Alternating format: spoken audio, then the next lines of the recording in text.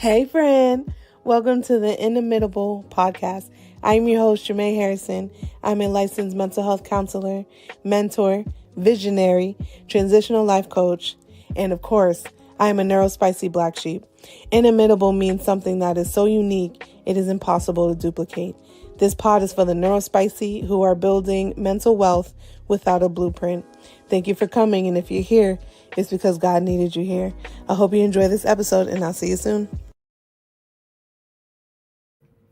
Inimitable is back. Hello all. Hello world. Thank you for coming for episode 2 of the Inimitable Podcast. I am your host, Jermaine Harrison. If you're new to the pod, hey. If you've seen my face and you know this voice, hey anyway. So today's a great day. It's a great day in America, guys, because I have one of my favorite people in this entire universe, and she is great. We just love her. Okay. I met her 10 years ago. She is a colleague of mine. And I didn't know that we were both heading the track of mental health, but here we are. So welcome everybody, Julyvette Vazquez to the pod. Thank you. Thank you for having me. Of course. I need one of those like sound boards that has the like they did in iCarly. Yeah, I need one of those because it's great. Anywho, so the theme of today's episode is Imposter Syndrome. There's a lot of things to discuss. Like I do with some of my pods, we have a little rehearsal thing going on. And when I say in that rehearsal, I'm quoting this lady. You hear me? I'm writing things down. And I'm like, yes, say this. Yes. Because imposter syndrome is something that plagues a lot of professionals. And, in our field, it's really hard to be like, am I doing this thing right? Because if the clients aren't changing and if they're kind of doing whatever they're doing, you're just like, maybe it's me. Mm-hmm. Maybe I'm not as good as I thought I was. And so that imposter syndrome kicks in, and then we're just like doubting ourselves, and it's a whole whirlwind. So kicking this off, let's talk about imposter syndrome. What is it? Why do we have it? What's the struggle? Yeah. So what's interesting is imposter syndrome is now also starting to be coined as imposter phenomenon, right? So according to the National Institute of Health, they're starting to call it imposter phenomenon.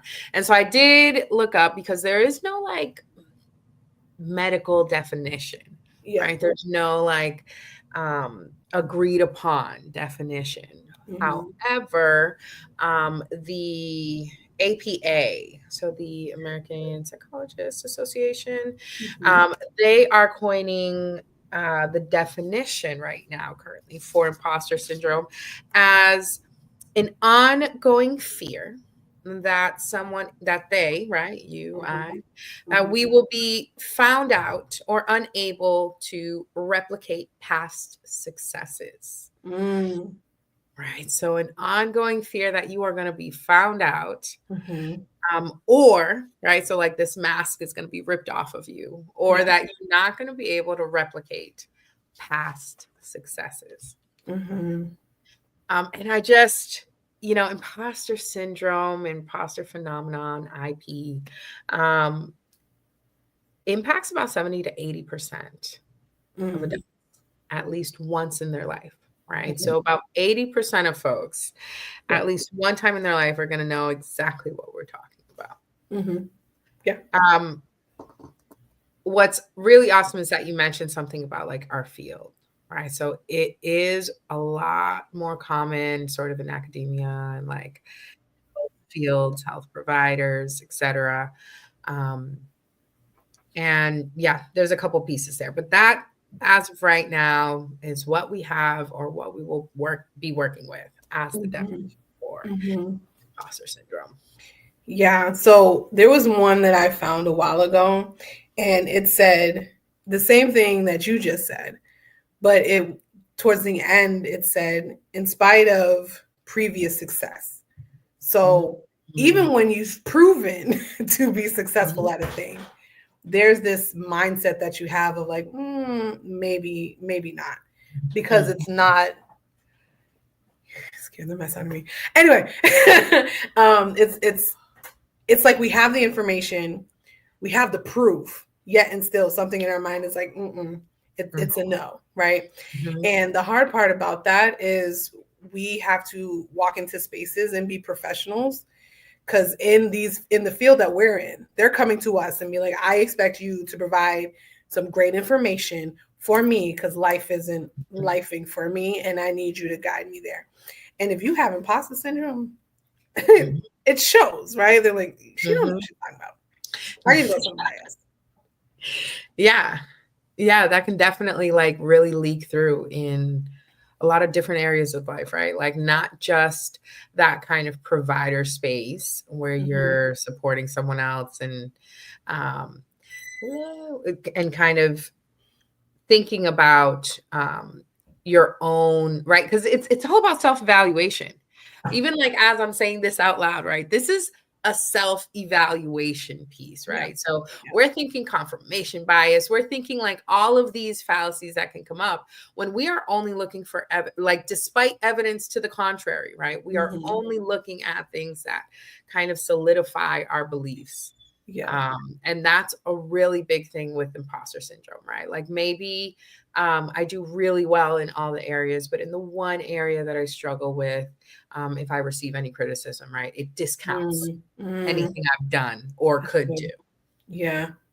Criticism's tough, because one thing I've learned is when someone is trying to communicate or give you feedback on something, if insecurities or imposter syndrome's there, you're not hearing I'm telling you this because I want to help you grow and I want to see you do better. All you're hearing is, I'm imperfect and I'm failing and I'm not doing it right.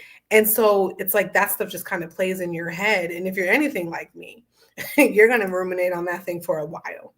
And you're like, oh man, I failed. It's like, or it's just feedback. Yeah. Yeah. I mean, I'm only speaking for me here. But, taking feedback or, being able to kind of listen to feedback and integrate some parts for improvement can be really difficult, right? And that's like connected to a whole slew of things, all the way from like core beliefs to how you were raised to the context of the situation in which you're receiving that criticism. So I think like the flexibility piece is what meets that rigidity on the inside of that self-evaluation, right? And I think like that clash is really where we start kind of feeling those things. And kind of like thinking about that ongoing fear. You mentioned something about insecurities like a second ago. And it just, one thing that, we know with imposter phenomenon or syndrome is essentially like the more you achieve, the worse it gets, right? The more you achieve does not increase your sense of security. Wow. And where I'm at, we talk a lot about safety. I talk a lot about safety with folks like, how do you know you are safe? How do you know? Yeah. And so if we are missing that foundational block of security within ourselves, right? Like no matter the amount of achievement, we're not going to increase that security. Right. We're not going to feel more secure. Right. We may feel less. So true, because honestly, and this is why I have you on specifically, because I mean, a lot of my guests are very unique, right, in how they do life. But knowing Julie for the years that I've known her, sometimes I just sit back like, how does she, like, she's just so cool. And she's just doing it like unapologetically her. And I said, now, I don't know how to do that yet. It's taken me some years. I think I'm here now, but it took me some years to fully step into self and be like, all right, if this is how, if we have to be different, let's be different, because it's intended. Like, I don't think God makes mistakes. And so if he didn't apologize, giving me the gifts and the personality that I have, I'm surely not going to apologize for it. And so a part of that is, I asked my brother this last week, and if you didn't see it, go watch it. Anyway, after this, don't leave now. How did you learn how to embrace all of the uniqueness and quirkiness that is you? Because I think that's a part of imposter syndrome, is we try to conform and we don't need to conform. Yeah. Yeah. So kind of like, what spaces am I trying to squeeze myself into? Yeah. I think, for me, it was a very long process, right? I can't say there was like ever like a one day where I woke up and I was like, yeah, no, this is it.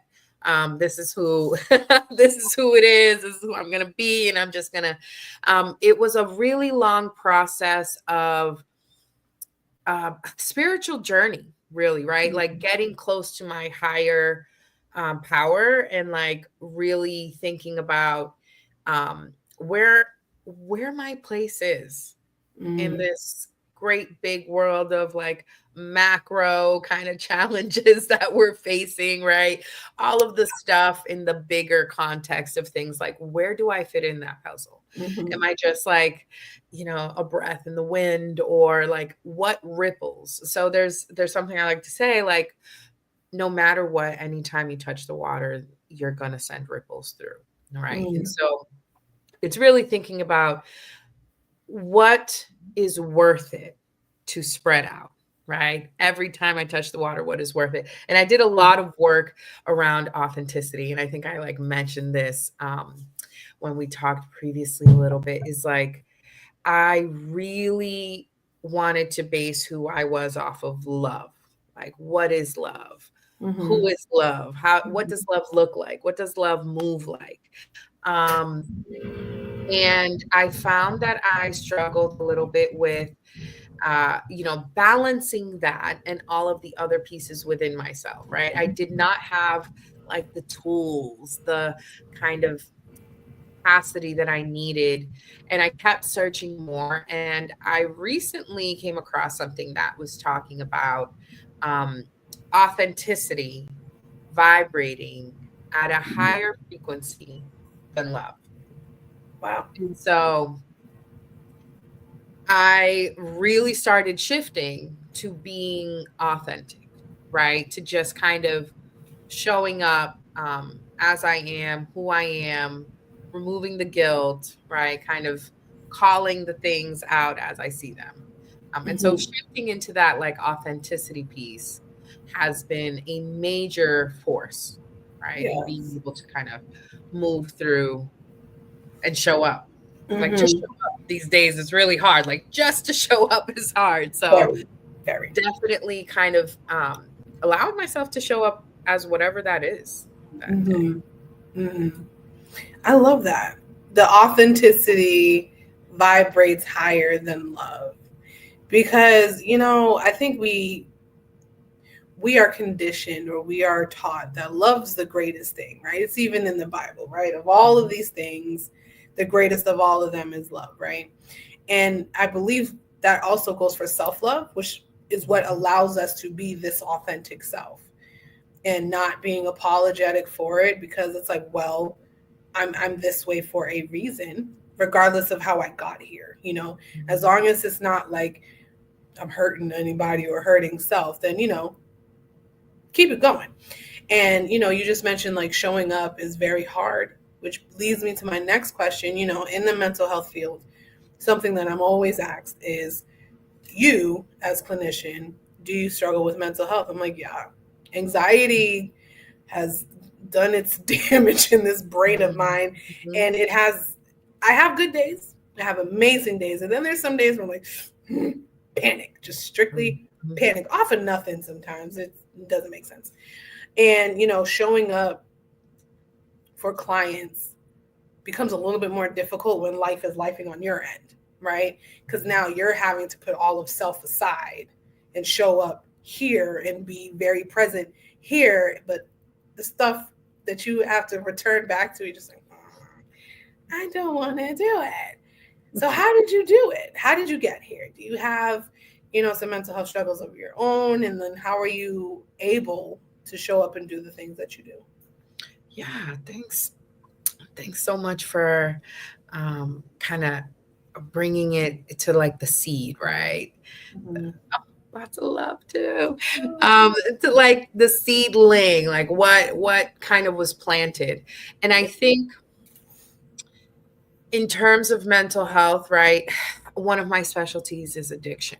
I love just working with like the brain and learning more about addiction and supporting folks through the journey of addiction and recovery and all of those pieces. And we're learning a lot from recovery science. And one thing that I tell folks a lot is that you could have never touched alcohol, a cigarette, any vice, gambling. You could have never had an issue with anything.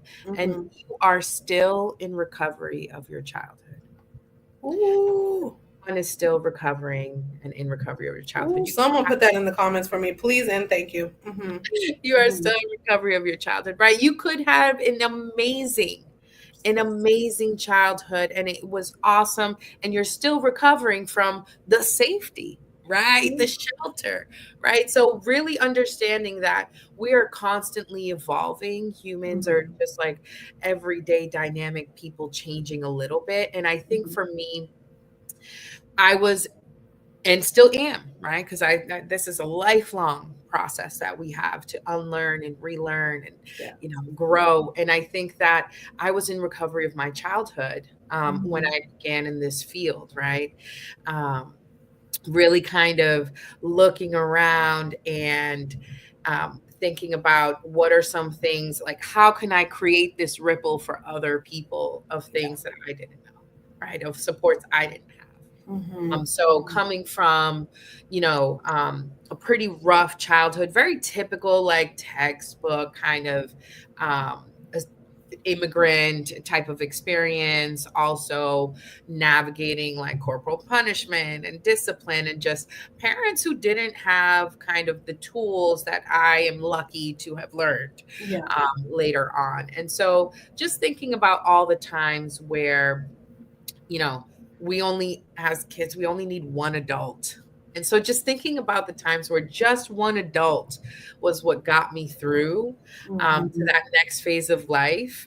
Like I wanted to be that one adult and kind of show up in that. And I think that that's what I've been clinging to when life is lifing, and like life is lifing right now for everybody. And I think that being able to just say, you know what, I don't have to be a superhero, which is one of the subtypes, right, of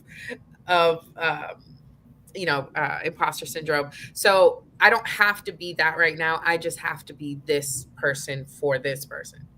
I just have to be an ear for this person. I just have to be a calm face for this person. I just have to be safety for this person so that I can be safety for myself. Right. And so really bringing it back to the minutia of like, I'm just right here right now. Just here right now. Wow, girl. See, this is why she had to come. Y'all are getting gems. I hope you have your notebooks out. I hope you guys are comfortable because she's saying some good stuff. Now, I remember back in my grad program, we read this book called The Wounded Healer. And it made so much sense, right? Because a lot of people are like, why of all professions would you choose to sit with people in some very dark times and say, yes, I want to help you? But it's because something in us wasn't working back then. And we said, if I hated it and if it sucked for me, I do not want someone else to go through it. And because, my thing is young people, when I was a teenager, good Lord Almighty, did I need a few adults. Yes, I needed one, but I needed a few because I need someone to like hold me together, right? Because my teenagehood was bananas, right? And I didn't face half the stuff that some of these teenagers that I work with faced. And so I can only imagine, right? But like you said, being a safe space for them, or being an anchor in the time of a storm, or being something that can show up consistently and say, I'm here for you. If I heard that, I would have been so much better on than I am now. Like I got here, Eventually, it took a while, but I got here, right? And being able to do that for other people in spite of your own life and in spite of the things that you're doing, that's the why, right? That's why we show up and that's why we continue in spite of having this imposter syndrome where you're just like, I don't know what I'm doing. This is absolutely insane. So there was a quote. I'm going to let you say the quote because I love it. And she said something. I said, I'm writing this down because if she forgets it, I'm going to tell her. So say the quote, Julie, and we will expound on it. Yeah. So we were talking about the process of getting to authenticity. Yeah. And I said, the closer you get to yourself, the less work you have to do. Mm. And yeah, I agree. It's a good quote. And yet I still want to tweak it now. It's yours, tweak it. In there. It's sneaking in there. Because I think the work is getting close to yourself. Yeah. Right? Yeah. Like no one knows you as much as you know you. Mm-hmm. There's no one who's been there while you're crying at night, like at midnight, like those random nights or in the shower, or, when you ate that extra cookie, or, when you took a nap instead of submitting that paperwork. Like no one else was there. Yeah. No one else knew, no one else saw, only you. And I think that's why it's so beautiful that authenticity is like vibrating at a higher frequency than love, because if we can just step into this is who I am unabashedly, we have no choice but to love that. Right. You have no choice but to be in awe of like, that's true. Now love that quote. When you said that, and afterwards when we stepped off, I was just kind of thinking about my own journey and how I used to hate the way that I was because people called me extra. I mean, they still do, but it doesn't bother me like it used to. People have been calling me extra. People call me a lot of things like your energy is too much and you just take up a lot of space. And I'm like, well, I'm like 6 foot tall and 2 something. So yes, I take up a lot of space, but now I know what they were saying. And it's like, I don't intend to, but I believe that this was a God-given thing because I enter into spaces where it's like the energy in the room is just like really low. And sometimes just by me entering into it, and this isn't puffing self up, right? Because I don't just walk in the room by myself. Like there's a gang of angels in the good Lord with me because I don't play, right? And so like entering into a room and entering into a space, like I needed to have that extra stuff. And for the longest time, I was like, So I would shrink self. Mm-hmm. And shrinking self felt so uncomfortable after a while. I'm like, why am I shrinking? Like, what is the point of this? And it's because I wasn't comfortable to just like be self authentically and be like, it is what it is. If they don't like it, it is what it is. I've had people walk out because they didn't like it, and it is what it is. And you're absolutely right. The moment I stepped into my authentic self, I was like, oh, I was doing mad work for what? It is so exhausting to be like, I got to code switch here and I got to switch this here and I got to shrink here and I got to be different here. And it's like, I'm tired. And this is why Jamae doesn't people a lot, because I'm like, y'all want too much from me. And I can't. I just can't. So like, how do you prevent self from shrinking? How do you stay you without the code switching? Because we have to do that. We work in places where code switching is almost required or expected. And it's like, yeah. And I think that it's multi-pieced here, right? One, if you are in the field or have heard of biosocial theory, right? So we're not I'm looking at this from a lens of like, it's not just your shrinking, and it's also like, what is the environment also pushing down, right? So I think that it is too, like, multifaceted, but in two directions here. So one, all distress is real. Right. Let's just be, even if it's in your head, right? It's real for you in your head. So all distress is real. So you walking into those rooms, what you're feeling is real. That energy is real, right? Like, that is real. So I want to just touch upon like the fact that oppression is real, and oppression can show up in many different ways. And that, is it really, are we really feeling imposter syndrome if like it is an oppressive space for us, right? So always kind of thinking that in the piece of evaluation. So if we do find that, I'm starting to shrink from self, kind of checking in with myself and saying, is this environmental thing? Right? Am I getting like nonverbal cues from people? Is there commentary? Is there volume or tone, right? Is there something that is kind of symbol, like, to me, a signal to tone down, right? And that could even be folks in admiration of you or in jealousy of you, and envy of, like, she can take this space unapologetically, and I won't give myself the freedom to say anything. Right. I won't give myself the freedom to, right? So there's that piece, right? That environmental oppression piece. And then I think the next piece, to prevent self from shrinking, is really like, why?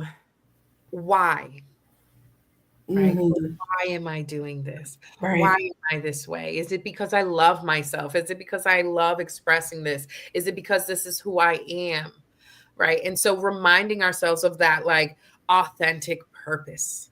I think like that is really the key to that piece of like preventing shrinking. So noticing, like, is this me or is this outside of me?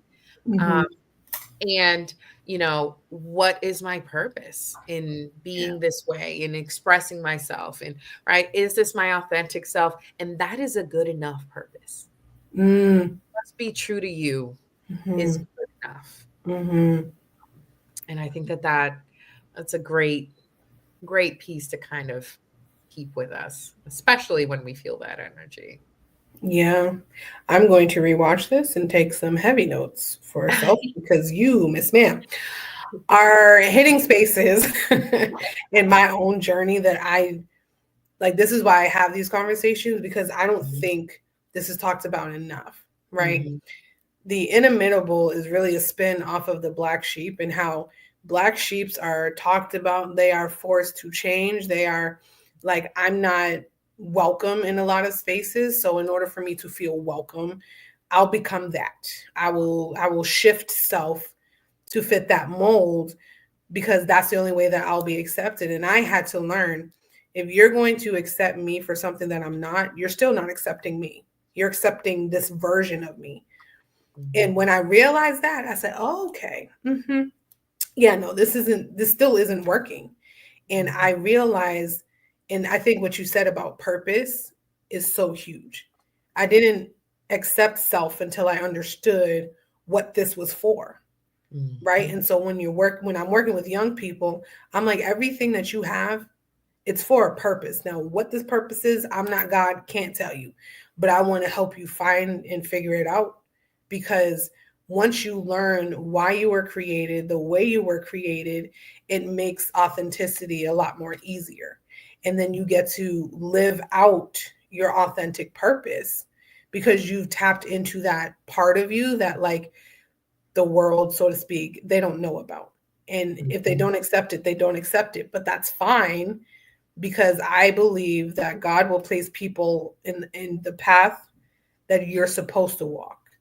And I took that very seriously, because I was like, I will not let the people in my path miss out on whatever it is that I'm going to help them do, because I don't want to be self, because I want to be like some other people, right? And I love that you said that, is that purpose allows for authenticity to bloom, right? Mm-hmm. And finding out like, what is this thing used for?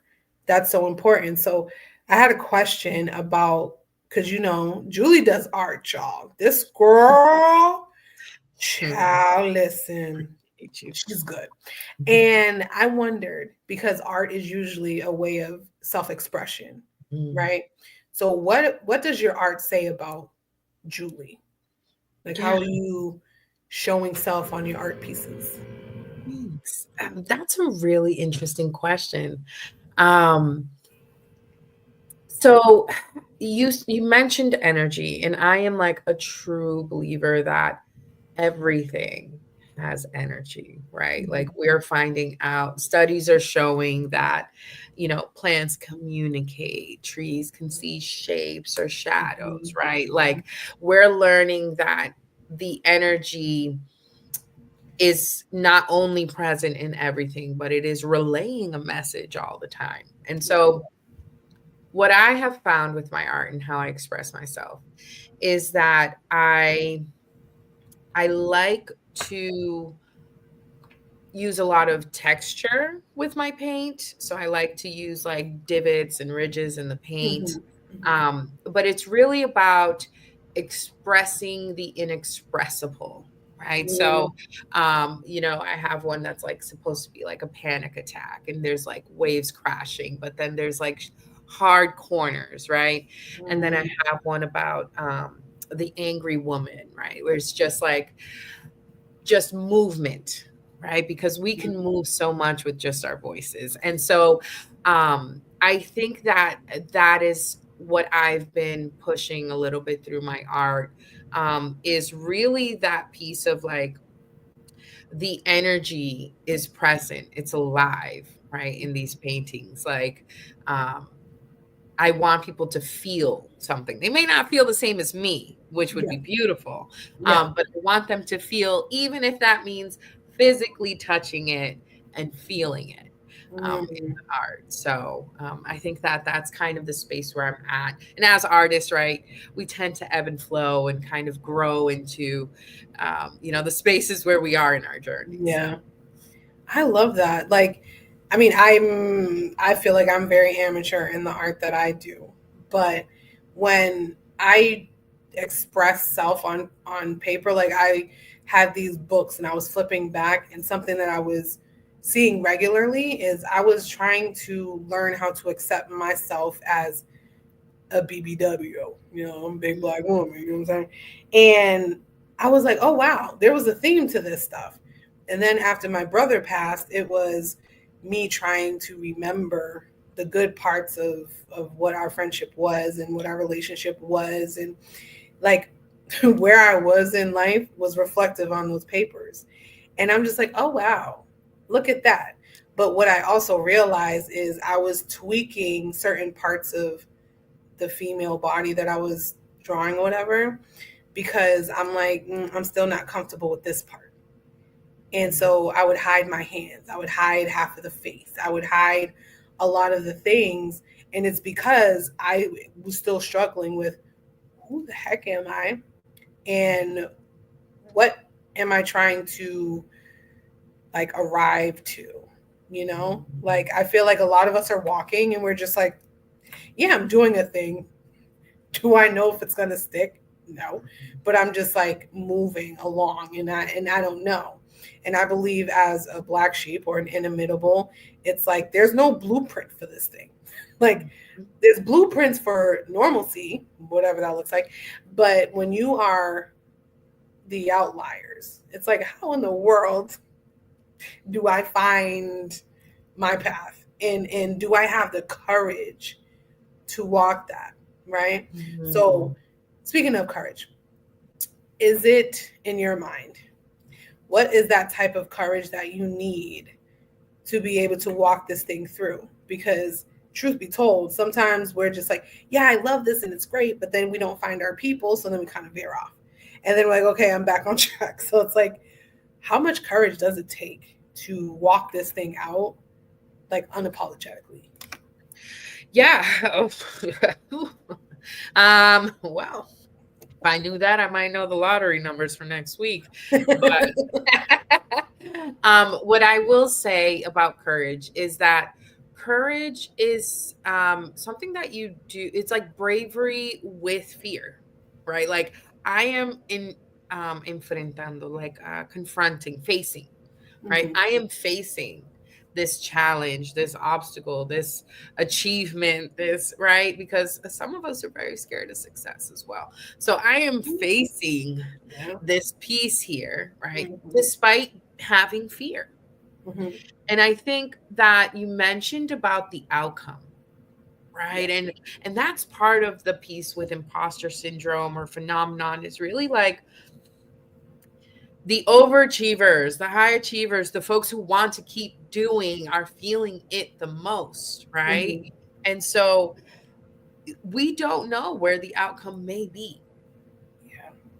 Right? If you're a Capricorn like me, you may continue trying to build, right? And do things. And so I think really understanding that part of the outcome is not waiting until the outcome. Right? Part of the outcome is celebrating every single step you make. And I know that there's a lot of folks that have kind of issues with like participation trophies, right? Like there's a lot of like the issue with like, oh, we're just patting people on the back. And my pushback on that piece is like, why not? Okay. I'm not talking about like overindulging and like nothing you do is wrong ever. What I am saying is love yourself the most that you've ever loved anything. And you will never consider giving yourself a participation trophy an issue or a bad thing, right? Like if you think about the child or the youngest soul that you love the most in your life, or the oldest soul that you love the most in your life, they brush their teeth, you're cheering them on. If they tied their shoes right or they matched their shirt and their pants, you're like, whoa, that was phenomenal job today. Like.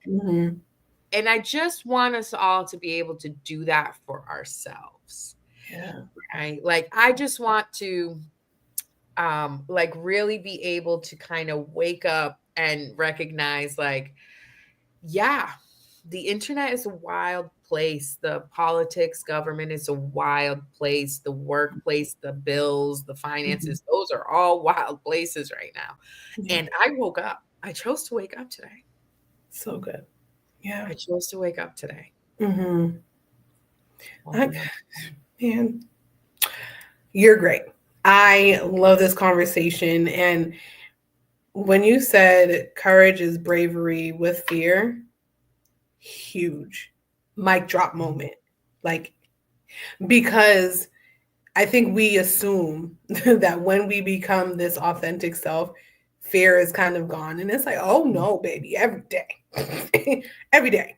Like if I have to go into a networking event, nope, I fail horribly because in my brain, social anxiety starts to kick in. And then I'm like, remember their name and get a business card, give them your business card. And all these things are running. And it's like, don't talk too much, but don't talk too little. Like, are you smart enough to be in the room? It is so much. And that's when the imposter syndrome kicks in. Now, if you look on my wall or if you see all the trophies and the certificates and the degrees on paper, you'd be like, Jermaine, girl, what? But in this brain, she's like, because I don't sound like them. I don't talk like them. Like I feel like I'm a therapist with a little like ghetto twang or whatever because realness. That too. And it's just like to overcome this consistently. I'm like, I'm doing this thing every day. Like I'm trying to step out and do something different. I was talking to a friend earlier and we were having this conversation about the same exact thing that you did, about how when we're not giving these positive affirmations along the way, we start to doubt self even more. And that self-love, it doesn't come out because when we present self to the world, it's like, you're too much of this and I need you to change this and you're doing good. However, let me list the other 5 things that are wrong with you. And it's like, hold on. And something I was saying to them is like, in spite of what isn't said to you, you have to know that self, you're doing something huge. If you're not following in the steps of your family, you're doing something huge. If you are Black male and you haven't been locked up yet, you're doing something huge, but because it's not something that is consistently told to them, like, you're doing an amazing job and you're beautiful and you're great and everything about you is amazing, and you start to look at self like you're a problem. And imposter syndrome is very much that, is in spite of all the great things that I do, in spite of all of the list of amazing things that I have completed, it's still not enough. And so when you said that being your authentic self, that within itself is enough, that was so good, because we are always trying to do and have something more. And it's like, but we don't appreciate what we have here. And that's a part of the process of loving yourself every single step of the way. And, getting back to the imposter syndrome part is, as a female who is also a person of color, and now I hear she's a business owner as well. How did you take that leap of faith to be like, you know what? Am I female? Yes. Am I a person of color? Yes. How do I be this, I don't know, je ne sais quoi, something as I go out into this professional world? Yeah. Well, je ne sais quoi exactly. I don't know what. So I'm going to be my favorite guy here. I'm going to be Frank. Okay. I love being Frank. Me and Frank, samesies. So like going back to mental health, right? Lived experience. I could not push myself to complete the paperwork for an LLC until I had a nice little hypomanic episode where I had so much energy that I could sit there and I completed my paperwork. And this is the part about being authentic, right? Because you can live alongside your mental health. Like, you can live alongside your diagnoses, you can live alongside of who you are, and be able to harness that for the most positive good for you, right? For the highest good for yourself. And so could it have been less spontaneous? Yes, it was a couple years ago now. Not looking forward to tax season, but could it have been less spontaneous? Yes, it could have. However, would I have wanted it any other way? No, because fear is really fake expectations appearing real, right? And some folks might remember that from other things. And so I would have let these fake expectations of me needing clientele, of me having built a website, of me having, right? I would have let these fake expectations of things that I needed to get done before I even tried to file for an LLC get in the way. And so I made the best of an okay situation and kind of went along with that energy and took that vibe. So it wasn't at the best opportune time of day, right? I started my application at like 11 o'clock at night. So that wasn't, that would have been done better. But I think like it's all in that kind of space of, how helpful versus harmful, right? Is I'm doing to take this leap of faith. And I really did push through that imposter syndrome. I was like, you know what? If I could just take the confidence of some people who apply for certain jobs that they are not qualified for, if I had a smidgen of that confidence, there would be a lot of things happening. So I just need to harness one smidgen. I just need that's how I'm measuring it right now in smidgens. So if I can get one smidgen, I'm good for at least 6 months at a time.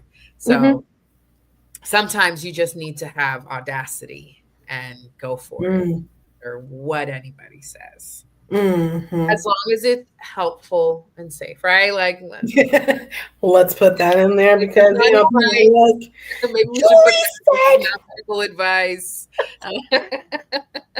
Julie said I should do it, and so I did it. No, don't have any therapists email me. Right. This is not advice. Well, you told my client to go out there and be crazy, and now she out here living crazy. Got 2 new LLCs.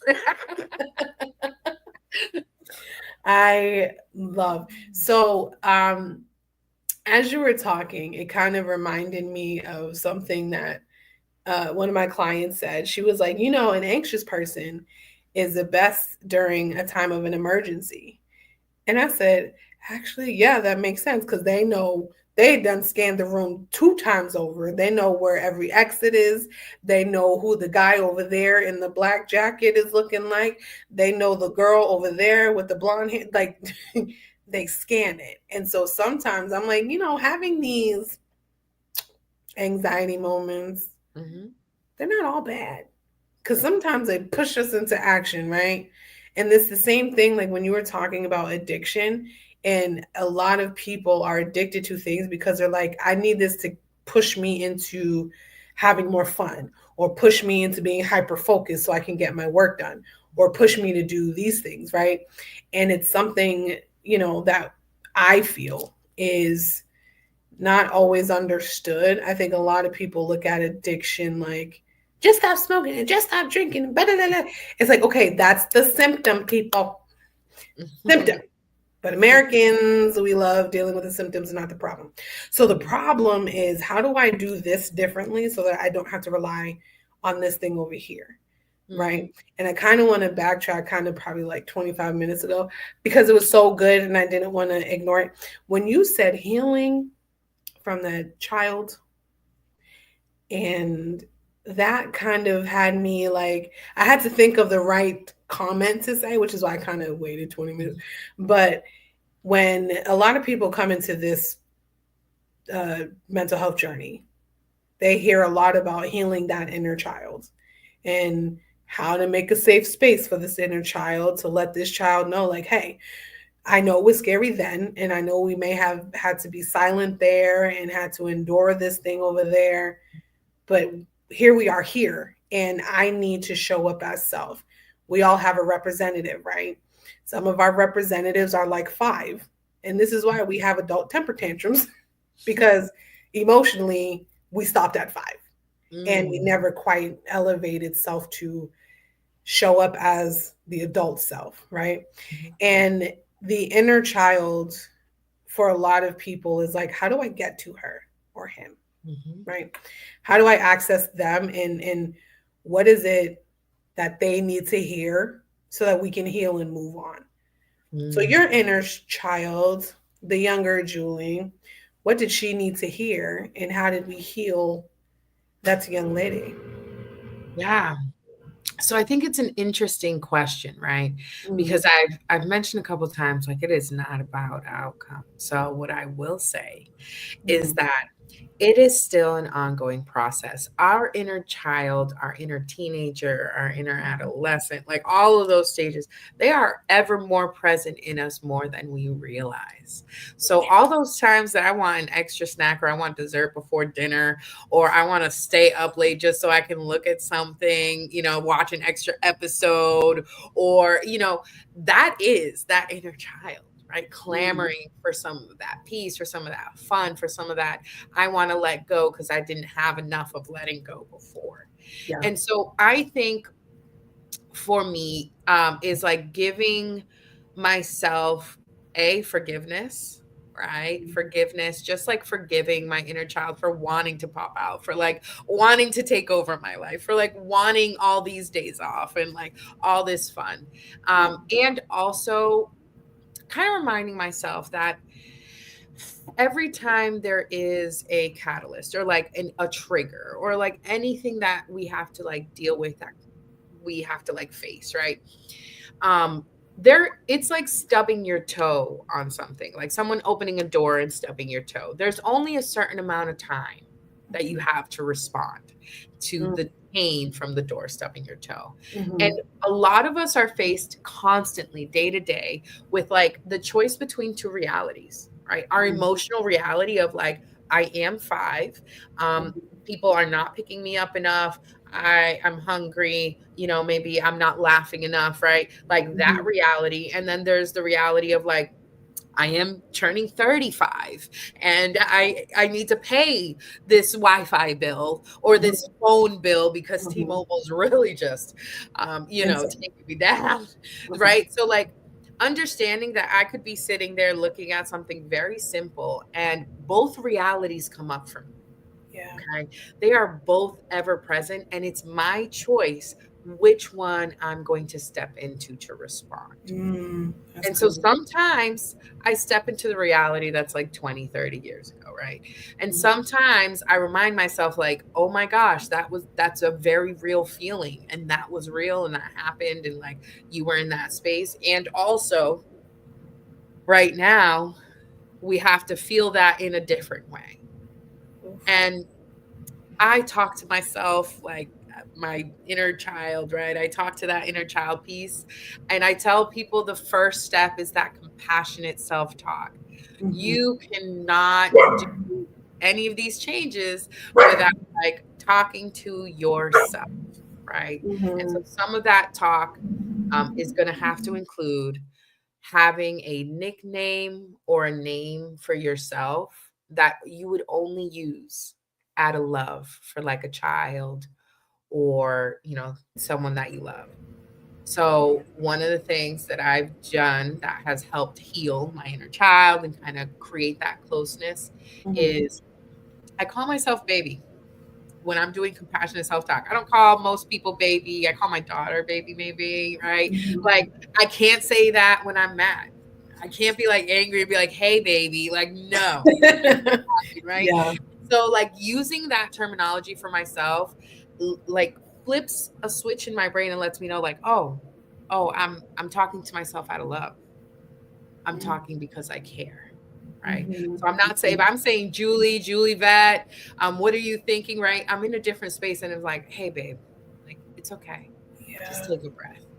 And so those are the kind of ways that I've like been holding my own hand, like healing and in this recovery journey of like life and just, all that we've gone through. So that's really kind of how I continue to hold my hand because we are growing every day. So. Yeah. I love that. The forgiveness part, like that's huge. It starts with forgiveness. We can't get to the other steps on the staircase by ignoring forgiveness, right? Because we don't realize how much we hold self accountable for things that were outside of our control. And we own that. We take it and it's like, this is mine. And I own this. And it's like, or you were doing the best with what you had. And unfortunately, in a lot of brown families, this is first generations of, oh yeah, let's work on ourselves and let's go to therapy. And so you were raised with people who are just as emotionally dysregulated as you are, who are just as avoidant as you are, who are just as violent as you are. And so when you try to break free from that, it's like, I don't know how to do this. And a part of the theme of the Inimitable Podcast is that we are trying to create mental wealth without a blueprint. And the neurospicy or the inimitables, the black sheep, we have to find ways to do it without a blueprint, right? Because it's like, didn't nobody teach me how to do this? No one has words outside of the basic, like happy, sad, depressed, right? They're like, actually, I'm just frustrated. And in my frustration, here's what I need to de-escalate self. Instead, they're just like, I'm pissed. Why? I don't know. I'm just pissed. So I'm just going to stay pissed because now I'm pissed even more because I don't know why I'm pissed. You know what I mean? And it's like if they have vocabulary, it's like, oh, okay. So that's what it is. But it starts with being able to forgive self for things that we did or maybe we didn't do. So then we can move on to the self-love and the positive self-talk and the encouragement and the empowerment and all them other things, because, it's necessary. So we are coming close to the end of this. This is great. I can talk to Julie all day because we've spent shifts together where it's like, girl, she'll be in the kitchen cooking something. I'm like, I just need to talk to you. I just need to be around you because it's a lot. And we had a lot of fun times. So like I say at the end of all of my pods about, the inimitable thing. Mm-hmm. And it's just we've been talking about inimitable throughout this whole entire episode, but being an inimitable, what does it mean for you, and how would you like to encourage other inimitables out there? Yeah. So, being different rocks and sucks at different times and stages and spaces, right? So I think that like a lot of times the black sheep is kind of touted as like the one that got in trouble, the one that went against the grain, right? And I think the black sheep can also be the one that can be tasked with the most healing, right? We bring so much generational trauma with us, so much that studies are saying up to 5 generations are carried in one egg, right? Like every 5 generations. Like we are bringing so much. So it would make sense that what we do is going to look completely different than anything that did before that, anyone that came before us in our spaces, because we are tasked with a big job, and that is to reduce the trauma that is being sent across, right? Like we are reducing that for the following generations, not only as like people who are in the field, right, in mental health and all that, but also in like our families, in like the children, in like the smaller, younger generations, in your case, in like the church, the youth population, right? Like we are doing our best for our ripples to be of positive energy only. And so I think that sometimes that can also garner like a lot of that black sheep spotlight, because we are choosing our authentic path. That could be peace. That might not always look like peace.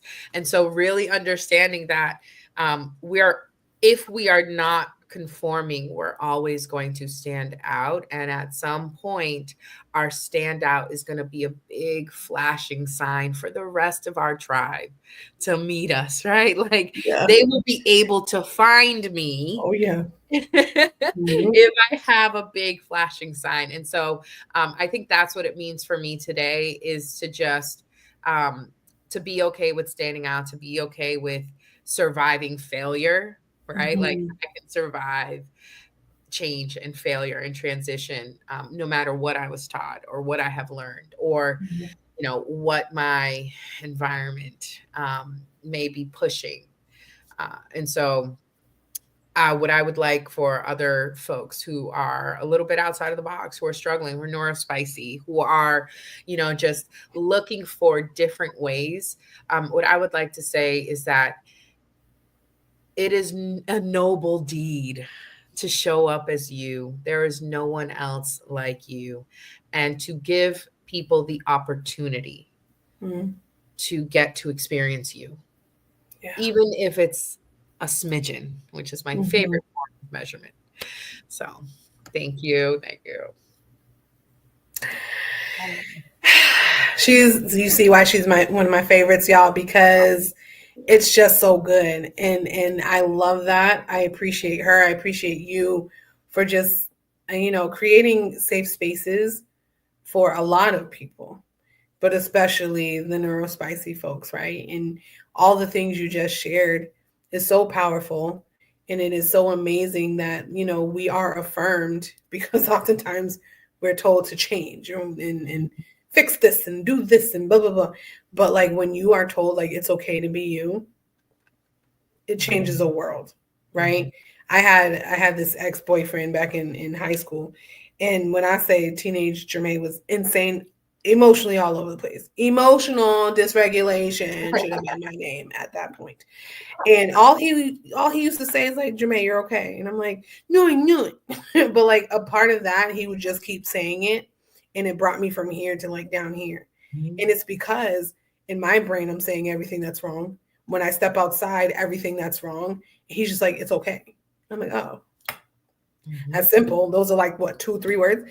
And it matters, right? Because it's so affirming. Because when we step out into the world, it's like, here we go. And especially me, because I'm introverted. So there's that. Anywho, so next week, we're going to go a 2-for-1. Nice little BOGO deal, right? So because Thanksgiving is in 2 weeks, we're doing 2 episodes next week.